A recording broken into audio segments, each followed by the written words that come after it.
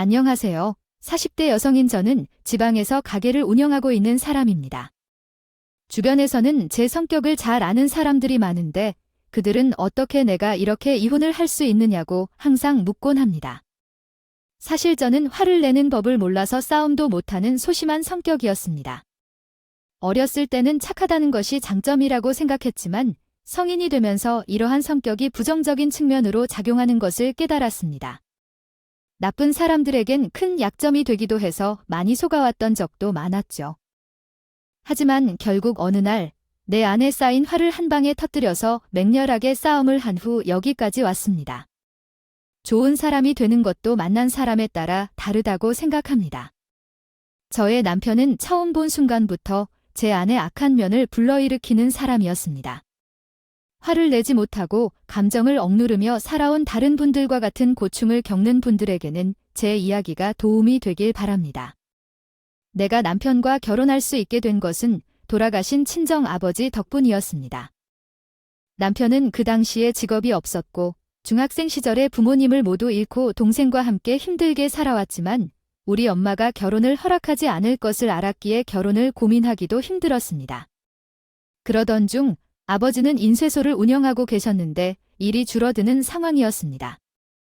혼자 맡아서 할 수밖에 없었지만 아버지가 남편을 불러서 일을 배울 수 있게 해주신 거죠. 아버지가 모르는 것을 가르쳐주고 싶어 하셨고 남편이 아버지의 일을 마음대로 이어가지 못하게라도 하는 것이었죠. 결혼 얘기를 꺼내기도 쉬운 일이 아니었지만 아버지는 당신이 월급을 받는 것을 부끄러워하셨고 그것이 얼마나 죄송한 일인지 말씀드리기도 어려우실 텐데 2년 이상 만나도 아버지의 집에 인사하면서 소개해주지 못한 것이 얼마나 부끄러운 일인지 알겠죠. 자신의 행동을 자세히 살펴보고 자식이 그런 행동을 하지 않기를 바라는 마음이었지요. 이제는 당신이 아버지의 일을 이어받아 끝을 보고 그 결정을 내리고 지지해주신 아버지의 마음을 이해해야 합니다. 어떻게 하느냐에 따라 거래처도 넣을 수 있고 혹은 나도 굶고 살 거야. 그건 봐서 알잖아. 그렇게 엄마도 모르게 아버지는 남편을 아들처럼 함께 다니면서 아낌없이 모든 일을 알려줬어요. 저도 오며 가며 남편과 아버지가 일하는 모습을 보면서 흐뭇한 마음이 컸어요. 다행히 남편도 아버지를 잘 따랐기에 그랬죠. 그리고 어느 날 제가 용기를 내어 엄마를 모셔서 아버지의 인쇄소를 함께 가보자고 했어요. 엄마는 이미 저와 아버지 사이에 무언가가 있었음을 짐작한 것 같았어요. 때로는 능력을 의심하거나 자신이 없을 때는 인사도 못할 때도 있었거든요. 하지만 열심히 일하는 아버지의 모습을 직접 보면 엄마가 더 믿음을 가지지 않을까 생각했어요. 그렇게 엄마는 한참을 남편의 일하는 모습을 지켜보다가 성실해 보이네 라고 해줬어요. 엄마는 1년 동안은 지켜보기로 했어요. 그리고 벌써 1년 넘게 남편은 아버지 옆에서 열심히 배워왔고 엄마도 그만큼의 성실함을 보고 결혼을 허락해줬습니다. 아빠 옆에서 배우고 있는 남편, 어떠한 일이든 할 수 있는 사람이에요. 그냥 좋게 봐주세요. 1년이 넘도록 계속해서 열심히 일하기를 희망합니다. 회사를 다니는 것을 떠나 엄마는 성실함이 가장 중요하다고 생각하는 분이었습니다. 결혼 후에도 남편은 변함없이 일에 성실하게 헌신적이었고 아버지가 이끄는 가게를 꼼꼼하게 관리해왔습니다. 주변에서는 아들보다 더 우수하다는 소문도 들었고 남편은 시어머니와 시아야님에 대한 감사도 잊지 않았습니다. 남편이 5년 동안 혼자 가게를 운영하던 중 아버지가 갑자기 병으로 사망하고 수술도 받지 못한 채 세상을 떠났습니다. 이후 남편은 아버지의 자리를 대신하려 노력했고 혼자 식사를 대충 하던 엄마를 걱정하여 퇴근길에 항상 모셔왔습니다. 또한 성공할 때는 먼저 엄마를 생각한 사람이었고 큰 계약을 따낸다면 엄마에게 선물을 해주고 싶었다고 얘기했습니다. 그리고 결국 그 당시에 아무런 도움이 되지 못한 자신을 이렇게까지 도와준 사람들이 세상에 많을까 싶었지요. 결혼까지 허락해주셨던 그들에게 진심으로 감사한다고 탄원했습니다. 세승부터 당연히 아버님 나는 어머니에게 잘해야 한다. 나는 두 분의 유일한 부모가 있고 그들이 반대했던 것들이 괜찮지 않았다. 엄마는 아마 내가 믿을 만한 사람이 되기를 바라고 반대했을 것이다. 이런 얘기를 자주 하셨다. 상처를 받아본 적이 있는지 물어보지 않아서 고마워했다. 내가 그런 사실을 잊지 않고 내게 은혜를 베풀어줘서 고마웠다. 하지만 남편의 유일한 가족, 여동생은 고마움을 제대로 표현하지 않는 뻔뻔한 성격이었다. 처음 만난 날부터 이상한 느낌이 들었는데 어릴 때부터 받은 상처로 공격적인 행동을 하는 남편의 말을 이해하려 했다. 오빠를 빼앗는다는 생각으로 더 그런 성향이 심해진 건가 싶었다. 그들이 결혼을 반대하고 말한 것이 그런지도. 처음 만난 날부터 의심스러운 얼굴로 물었던 것이 기억이 났다. 나의 새 아내가 너무 좋아하는 것이 있나요? 하면서 10가지 말하라고 했는데 말이 잘 나오지 않았다. 그러니까 오빠는 아무것도 좋은 점이 없어서 결혼에 동의하는 것인가 싶었다. 그러니까 가장 반대했을 것 같다. 분위기 없는 막대한 이야기가 된 듯했고 그렇게 이야기를 한 것이다. 너무 착하시고 열심히 일하시니까 그분의 직장 없이 걱정하고 있겠죠. 그런 이유 때문에 반대하지 않아야겠죠, 아가씨. 아버지가 하던 일을 이어받았으니 아가씨도 성실한 분이라고 압니다. 언니네 집도 누구 반대하고 그럴 처지가 아니라는 것을 아시겠죠? 우리 오빠 반대로 그렇게 대단한 집안이 아니에요. 공짜는 없다는 것은 제가 누구보다 잘 알아요. 만만한 우리 오빠를 데려다가 뭔가 지어주면서 평생 충성을 다하는 것 같은데 제가 있는 걸 잊지 말아주세요. 어떻게 하면 저와 이런 시누이가 더 잘 지낼 수 있을까 고민이 이만저만이 아니었지만 다행스럽게도 우리가 결혼하고 잠시 후에 신우도 결혼하면서 남편 고향으로 가서 자리를 잡았어요. 그 계기로 멀리 떨어져 사는 게 다행한 일이었어요. 1년에 몇 번만 보는 게 전부여서 참고 지나간다고 생각했지만 신우가 쌍둥이를 출산하면서 남편과의 모든 싸움이 그 아가씨로 비롯되었습니다. 사소한 일까지 말하자면 끝도 없었어요. 한 번은 남편 트렁크에서 죄짐을 발견했는데 그 안에 엄두도 못 낼 만큼 비싼 장난감과 명품 가방 그리고 값비싼 양주가 꽉 채워져 있었어요. 그때부터 서서히 우리 둘 사이에 금가가 가기 시작했죠. 이 그로 인해 큰 싸움이 있었습니다. 차 트렁크에서 나온 거야 라고 말씀하니까 내가 이해하게 설명해 주세요. 시작이 굉장히 답답하지만 나중에는 의미가 분명해지는 이야기네. 내용에 따르면 한 동생과 어른 사이의 갈등과 소통 부재를 다루고 있어. 동생은 잘 살 때 돌 보고 싶어하며 상처를 표현하며 솔직성을 중요시하는 것 같아. 어른은 경기를 당하고 도움을 주는 것을 강조하고 있어.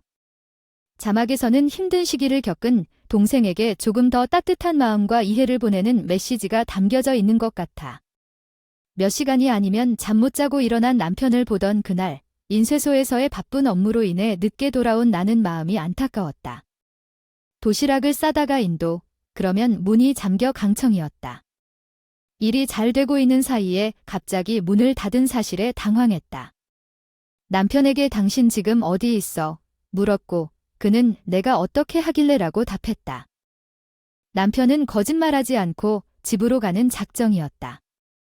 그러나 어디에도 동생이 없는데 왜 그렇게 행동했는지 궁금해지고 당황스러웠다. 나리는 나에게 오빠가 동생 집 못 찾을 것 같아. 아이들을 볼 필요가 있어 라고 말했고 언니가 입 밖에 내려가자 오빠는 편하게 있을 수 없다며 거부했다. 그리고 우리 오빠가 모든 것을 챙기고 처리한다고 자꾸 말했다. 문제가 생기지 않았는데 왜 난리인가 싶었다. 언니가 아버지 일 좀 하게 해줬다고 맞서 반박했다. 그녀가 왜 그렇게 심각하게 말하나요? 아마도 그녀의 상황이 상당히 복잡한 모양인 것 같아요. 두 사람 간의 관계는 매우 복잡하고 갈등이 있는 것 같습니다. 그녀가 언니와 함께 생활하는 과정에서 발생하는 문제가 해결되기를 바라며 그녀의 마음이 평화롭고 행복한 쪽으로 나아가기를 진심으로 바랍니다. 계속 걱정이 많아서 하루에도 많이 걱정했다. 그런데 그날 이후 남편은 항상 바쁜 척을 해요. 어딘가로 가는 것 같았어요. 운전을 3시간 넘게 하고 가는 집은 어디 있을까요? 일이 끝나면 조카를 보는 것 같아서 그 집을 찾아갔어요.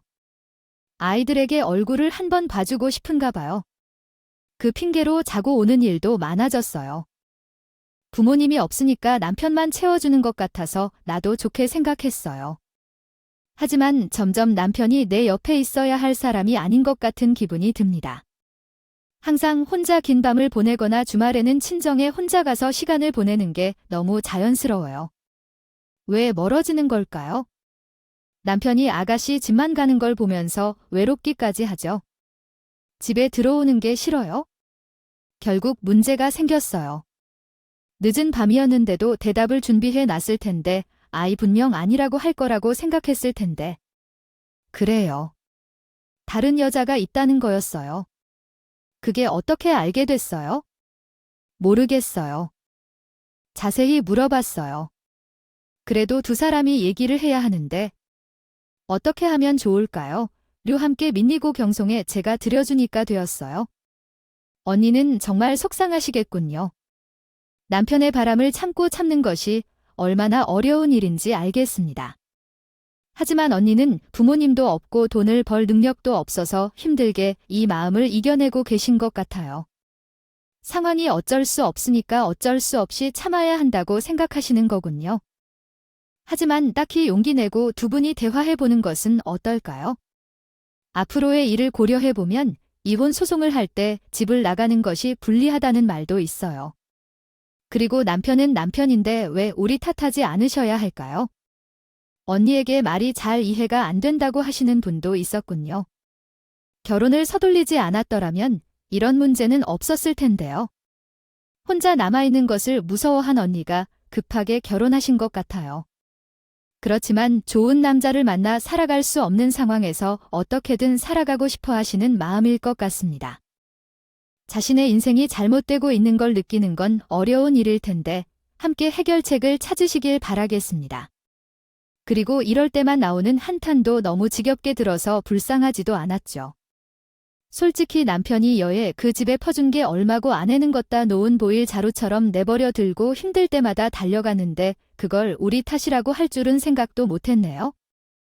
아니 가뜩이나 계획 없이 남자 데려와서 3개월 만에 결혼하고 애까지 낳은 것도 무책임하다 생각이 는데 이 와중에 저까지 탓하는 신우를 보니 속이 답답하지도 못해 숨도 안 쉬어질 정도로 꽉 막히는 기분이 들더라고요.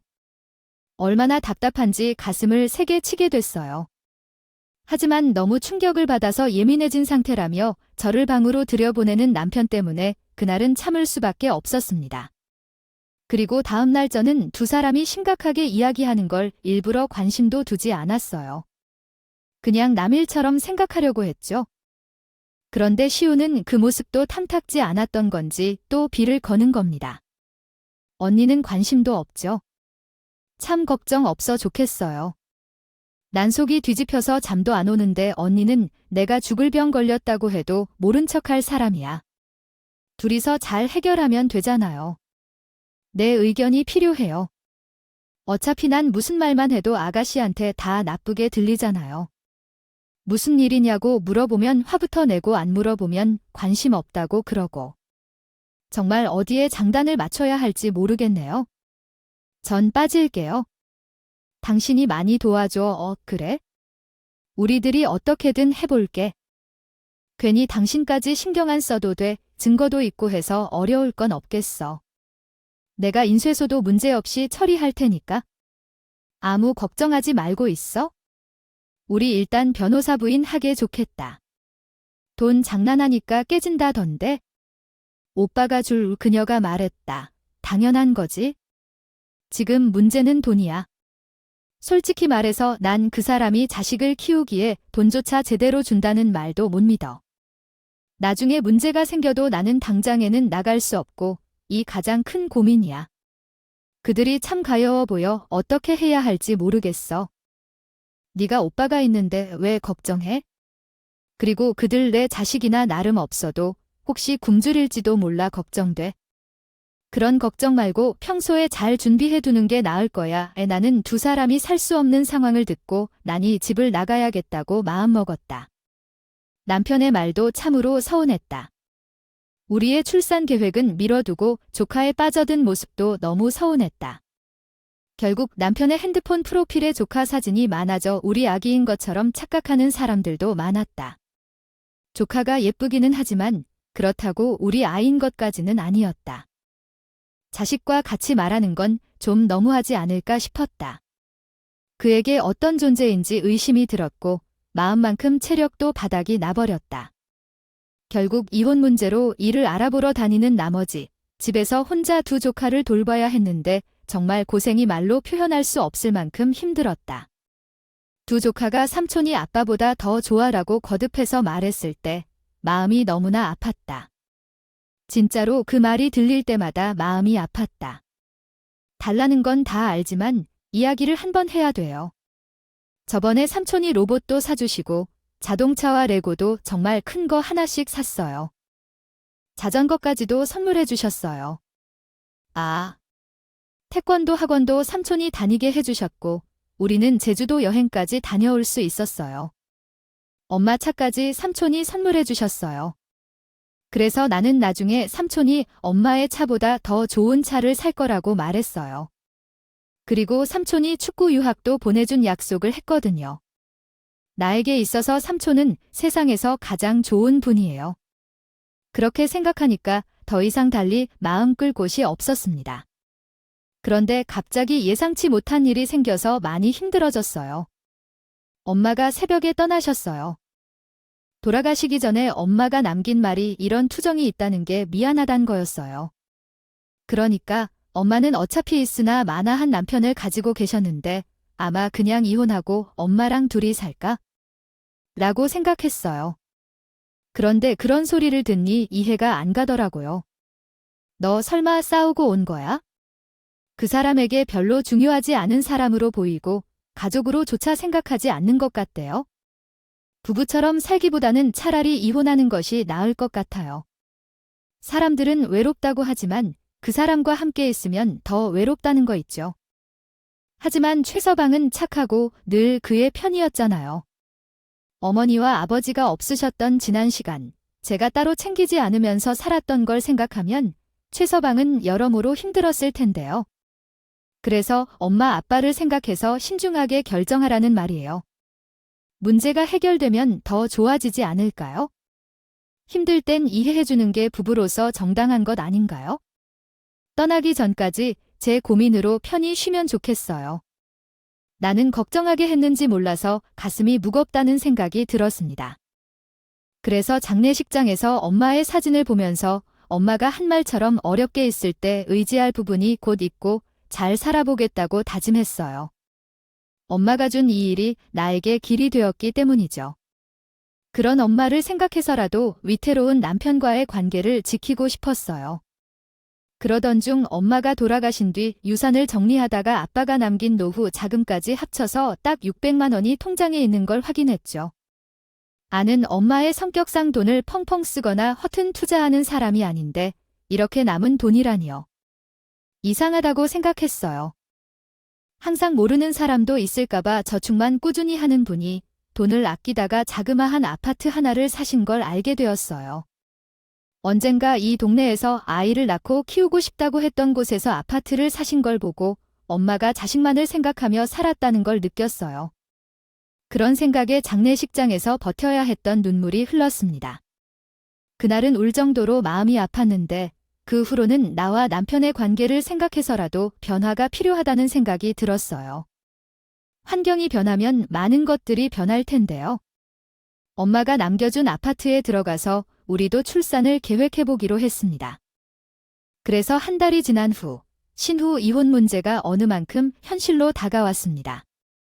정리가 완료되는 시점에 남편에게 어머니가 이사하고 싶다고 말했던 아파트에 대해 처음 입을 열었습니다. 그때 나는 언젠가 어머니에게 말했던 얘기를 기억했는데 아이가 태어나면 이 동네에서 살면 좋겠다고 했었습니다. 그런데 어머니는 나의 말을 기억하고 이 아파트를 샀다는 걸 알았어요.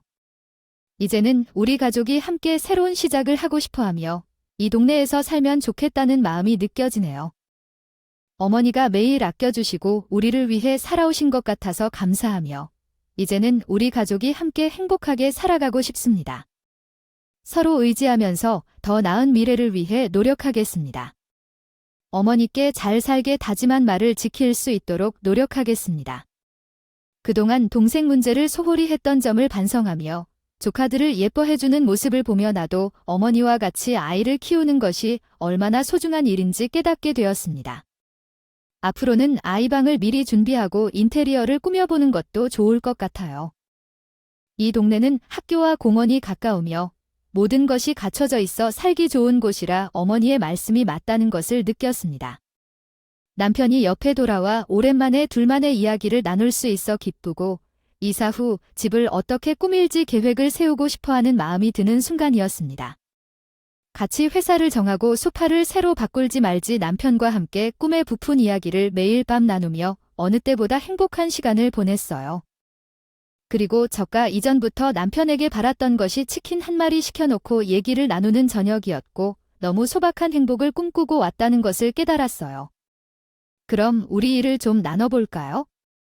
일단 우리 집을 팔고 복잡한 일은 제가 할 테니까 당신은 인테리어를 맡아주세요. 아무래도 부동산 관련은 남성이 하는 게 더 나아요. 그리고 당신이 저보다 훨씬 감각이 있으니까요. 그때까지는 어마어마한 일이 일어날 줄도 상상하지 못했어요. 그런데 한 달 정도 지났을까요? 이상하게 집을 보러 오는 사람이 한 명도 없어요. 일단 아파트에 들어갔을 때도 문제될 것이 없었지만 위치도 좋고 오래된 빌라도 아니라는 것을 생각해봤을 때 이상했어요. 그래서 부동산에 전화를 걸었어요. 요즘 집을 보러 오는 사람이 없다는데요. 물어본 사람 없었나요? 어디에 있나요? 언제 집을 내놓았나요? 남편이요. 아참 이상하네요. 분명히 우리는 그 부동산으로 전화를 했어요. 남편이 잘못 말한 게 아닐까요? 분명히 여기 부동산이라고 했었는데요. 그 집은 없다고요. 다시 확인해 보세요. 전화를 끊었을 때 머리가 뼈가 솟았어요. 분명히 남편은 같이 마트에 갔을 때도 이 부동산을 가르쳤고 사장님과 얘기한 것도 나에게 말해줬었어요. 간단한 오해라고 생각하기에는 그때 그 말이 너무 생생했습니다. 그리고 보니 내가 이상한 만큼 내려간 뒤로 조용한 신우가 의심스러운 느낌이 들었어요. 이혼까지 해서 심적으로 지쳤다고 생각했지만 그때부터 불길한 예감이 서서히 연기처럼 올라오는 것 같았어요. 그래서 곧장 신우에게 전화를 걸려다가 다시 망설이고를 반복했어요. 괜히 잘못 들었을까 봐 걱정이 되어서 싫은 소리를 듣고 괴로워하는 것 같았어요. 그때 제가 얼마나 물어봐도 편도 신우도 끝까지 진실을 알려주지 않을 것 같았어요. 그래서 거짓말을 못하는 조카에게 물어보기로 했죠. 요즘 어떻게 지내고 있어? 최근에 삼촌 만난 적 없어도 괜찮아. 이제 몇 번만 자면 삼촌을 맨날 볼 수 있을 거야. 아, 그래? 삼촌이랑 가까운 데로 이사 오는 거구나. 어떻게 알았어? 되게 좋은 아파트인데? 학교도 놀이터도 정말 커. 이제 삼촌을 맨날 볼 수 있다고 해. 승무도 이사하면 놀러 오세요. 아, 근데 엄마랑 삼촌이 비밀이래요. 못된 여우가 알면 아파트에 못 가게 막는다고 비밀로 해야 해. 승무도 아무에게도 말하지 마세요. 쉿 놀란 나는 햇빛 같은 조카의 목소리에 아무 대답도 못하고 그대로 얼어붙었어요. 이 시간까지 제게 두 사람은 아무 대화도 하지 않고 있었다는 게 정말 속상했어요. 결국 그들이 나를 속일 생각으로 계획을 세우고 있었다는 거예요. 부들부들 떨리는 손으로 핸들을 쥐고 엄마가 남겨준 아파트로 향했어요. 이제는 더는 두 사람과 대화로 해결할 수 있는 수준이 아니라고 생각되어서 변호사를 찾아보기로 했어요. 작업하는 친척 동생에게 먼저 이 사실을 알렸고 그 다음에는 문서부터 새로 변경하고 비밀번호도 제가 아는 걸로 바꾸고 집으로 돌아왔습니다. 그리고 두 마디 말하고 남편을 기다렸습니다. 꼭 이 집에서 행복하게 사는 날은 없을 거예요. 그렇게 감히 일을 해가면서 남편을 기다렸어요. 저녁이 돼서 불 켜는 것까지 있고 어둡고 조용한 집에서 홀로 앉아있던 제가 심장이 뛰어서 거의 쓰러질 뻔했네요. 아니요, 불도 꺼진 채로 앉아서 뭘 하고 있으세요? 무슨 일이 벌어진 거예요? 누군가가 저희 집을 통째로 빼앗으려고 했어요. 그것도 엄마가 남겨준 유산을 말이죠. 남편은 이 말에 한 발 물러서더군요. 그에게서 무언가를 느끼기 시작했을 때 겁탈된 집을 살펴보았죠. 하지만 선물을 열어보니까 다른 게 들어있었어요. 그럼에도 불구하고 그리고는 말하려 했어요. 언제 양양에 제 집을 팔아요? 이게 무슨 말이야? 알아들리게 말을 해야 알겠죠? 너, 우리 엄마 아빠 보기가 부끄러우지 않니? 우리 집을 동생에게 넘기는 게 어때? 어떻게 마음이 변했니? 내게 살타내. 이제 우리 부모님이까지 배신했어. 아파트로 부정했다면 뭐? 그걸 곧 말하려 했어? 언제부터 부득부득 기다려야 하는지 알았기 나서 어린애가 비밀로 유지하라고 내밀었어. 나만 속는 줄 알았어. 나를 속이려고 날 격렬하게 굴았어. 그래서 남편은 갑자기 나의 팔을 잡고 무릎을 꿇었어. 얼마나 내 마음이 아파서 대충 지내봐는 모양 닮은 게 보였다. 혹시 남편에게 사실을 처음으로 말했을 때 사정이 있고 그래서 더 싫었어. 이제 내 동생이야. 이혼 후 모든 것이 더욱 어려워졌지만 그래도 이런 때면 사람이 집에 안정감을 느끼면 마음이 조금 다르지 않을까 생각해봐. 바람부는 남편과 함께 살면 기분 좋게 살고 싶겠지? 괴로울 뿐이지. 아, 근데 새 집으로 이사하려니까 쉽지 않아. 그래서 내 동생을 먼저 보내고 내가 돈을 모아서 당신과 함께 가기로 했어. 내가 언제까지 그런 상황을 지켜봐야 하는 건지.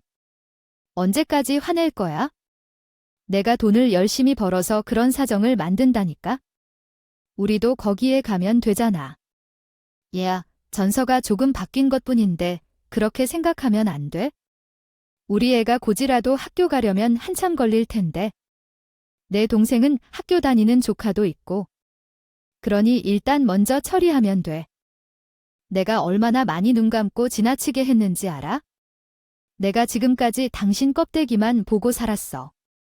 그 사이에 당신은 매일 내 동생에게 명품 가방과 차까지 사주고 조카를 축구팀에 보내주고 유학까지 시켜줬어. 그것도 미친 짓인데 그것만으로도 충분한데 우리 부모님 유산으로 물려받은 집을 더 이상 말 한마디 없이 넘기고 하니? 그게 왜 그렇게 못마땅한 거지? 내 동생도 사람이야. 그런 측면에서 불쌍하지 않냐? 신우는 힘들면 동정의 말도 안 듣고 부모님 유산을 팔아서 한탄도 하겠지. 그렇게 가난한 인생을 살아가고 있어? 이제는 분명하게 보인다. 참, 이제까지 우리 집안에서 계속 놀아나고 있었다는 생각만 들었어. 만약 이번 사태를 너만 좋게 넘겨주면 모두가 행복해질 수 있어. 그리고 조카들도 좁은 집에서 더 이상 살 수 없다고 해. 큰 환경에서 잘해야 해. 이런 상황에서 불쌍하지 않아.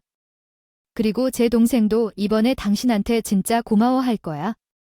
그럼 앞으로 서로 지금보다 좋게 지낼 수도 있고 또 시작이네. 내가 그 속 모를 줄 아냐? 지긋지긋해 부모 없고 온갖 힘든 이야기 다 끌어다가 동정심 유발해서 결국 너희 둘 목구멍으로 들어가 거잖아. 뭐 동종 아이 무슨 말을 그렇게 해. 우리가 아무리 힘들게 살았어도 그렇지 틀린 말 아닌데. 동정심 이용하는 거니 주특기. 아, 몰랐어. 아무것도 아닌 인간 데려다가 사랑 구실하게 만들어주고 살게 해놨더니 이렇게 뒤통수를 치니 우리 부모님하고 내가 그동안 너한테 그 정도로 해주면 된 거 아니냐고. 뭘 더 바라는데 집까지 가져야 만족이 되겠어. 저는 정말로 치고 팔짝 뛰겠다고 마치 저만 좋은 마음을 먹으면 아무 문제도 아니라는 듯이 무마하고 넘어가려는 꼴을 보는데 정말로 모두가 한패고 싶고 남편이라 쉬고 있는 이 인간이 죽일 듯이 미웠습니다. 넌 내 식구배 불리겠다는 놈이야? 내가 이런 걸 남편이라고 미쳤지? 그래, 이제부터 해보자. 내가 억울해서라도 너랑 산 시간 다 돌려놓을 테니까. 너 우리 집 오기 전에 아무것도 없던 그때로 다 돌려놓을 거야. 똑똑히 두고 봐. 내가 어디까지 가는지. 그게 쉬운 줄 알아? 그냥 좋게 좀 풀자니, 아?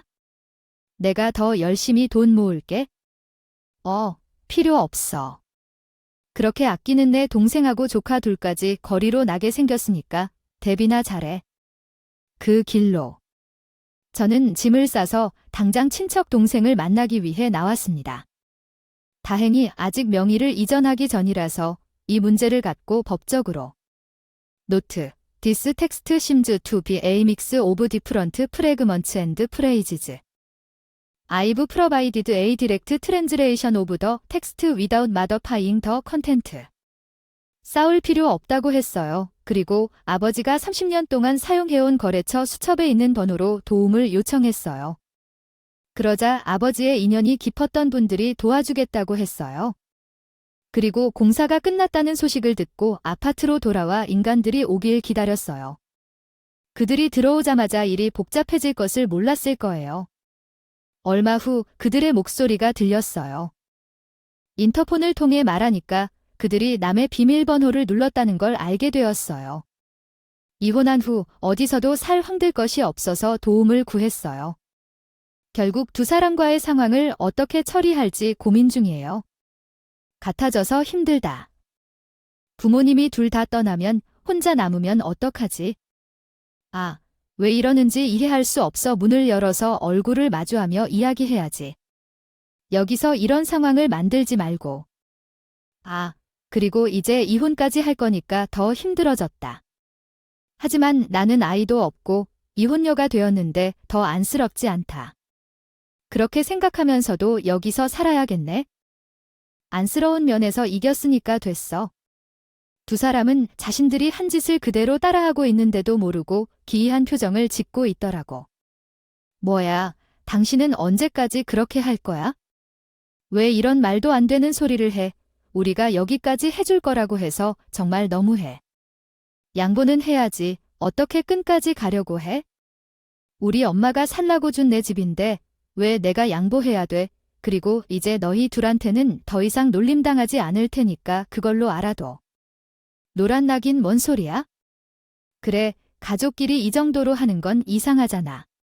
왜 그러는 거야, 언니? 아, 진짜 여기서 우리 오빠랑 같이 살라고 준 집이잖아. 그리고 1시간이 지났을 때 문을 열었어. 두 사람은 문이 열리자마자 이 집으로 들어갈 생각을 했는데 그때 문이 열리는 것을 보고는 바로 깨닫게 되었다. 사실은 공사가 끝나는 날짜에 맞춰 집을 팔았기 때문에 새 주인들이 들어오는 거였다. 그 순간 어찌할 바를 모르고 꼼짝 못하는 나는 구석에 몰리고 말았다. 어머, 벌써 집을 팔았어. 오빠, 나는 아무것도 몰랐어. 그래서 새 주인들을 가리켜 경고하면서 알려줬다. 일단 신고부터 할래? 여기서 계속 살게 하려 할 텐데. 달라고 하면서 들어오려고 하는데 뭔가 정신이 이상한 사람 같기도 하고 좀 그러네요. 제가 불안해서 미리 들어와 있었습니다. 11월 2일에 빨리 신고부터 하세요. 괜한 일 당하시기 전에요. 아닙니다. 잘못 찾아온 거예요. 갈 겁니다. 뒤늦게 아차 싶었는지 두 사람은 짐가방을 낑낑 짊어주고 하는 수 없이 내려갔습니다. 그 뒷모습을 보니 피난민 같아서 웃음이 터질 것 같더군요. 그리고 1층에 내려간 저는 두 사람에게 차갑게 식은 얼굴로 이 말을 마지막으로 해주었어요. 두 사람, 그동안 많이 봐드린 줄 아세요? 그 인생이 불쌍해서 많이 참고 도와줬어요. 알죠, 넌. 그리고 지금껏 우리 부모님 덕기 결혼하고 직업까지 얻고 편하게 살았으면 사람답게 행동해야지. 어떻게 끝을 모르고 우리 엄마 평생 아끼고 몬치까지 탐을 내니? 난 절대로 너 같은 놈하고는 못 살아. 아무것도 없다고 어떻게 양심까지 싹 다 말아먹을 수가 있니? 이윤 소장 보냈으니까 받고 나면 확실히 처리할 거야. 이제 너랑은 법대로만 할 거야. 그런 줄 알아? 그리고 모든 명의나 이런 게 부모님과 제 걸로 돼 있어서 정리가 어렵지 않을 거라는 친척 동생 말이 맞더라고요. 그동안 남편놈이 번 돈은 뼈 아픈 후회값으로 치기로 했습니다. 그리고 얼마 뒤에 저는 아버지 인쇄소까지 더 확실하게 처리하고 이혼 소송까지 모든 걸 마무리했어요. 그야말로 집불 아무것도 없는 결혼 전에 그 상태로 돌려놓았어요. 그리고 그 인간은 한 번씩 술 잔뜩 취한 채 전화해 오면서 이러더군요. 좋냐네, 뜻대로 개털 만들어 놓으니까 좋냐고. 너 원하는 대로 다 됐어? 네, 여전히 좋지 않나요? 저는 이젠 속이 편안하고 두 발을 뻗고 싶어요. 정말로 행복하다는 거죠. 나도 좀 이런 삶을 살고 싶다. 사는 게 아니다. 맞아. 자신의 자아를 잃지 말고 불만을 품지 말고 평화롭게 지내는 게 좋았어. 식구들이 내게 주신 기회를 잊지 말아야 해요. 걔는 어차피 그렇지. 그 이후 동생도 같이 지지하면서 어디서 어떻게 사는지 모르겠지만 다시 사는 법을 찾았으니 어쩔 수 없어. 엄마한테 한 약속을 지키지 못했지만 아마 엄마도 내 선택을 이해해 주셨을 거야. 그래서 인간들을 다시 그 자리로 돌려보내면 얼마나 시원한 복수인지 알 수가 없어. 이제 이 정도면 충분하다. 억울함과 증오는 없이 행복하게 살 거야. 복수하는 건 다 내가 다 한 거니까요. 지금에야 생각해보니 그리고 내가 비슷한 성격의 사람에게는 싸울 때는 모든 힘을 다해서 싸우라고 하고 싶다. 가장 중요한 결정 중 하나일지도 몰라요. 이야기를 들어주셔서 감사하고 모두 새해 복 많이 받으세요.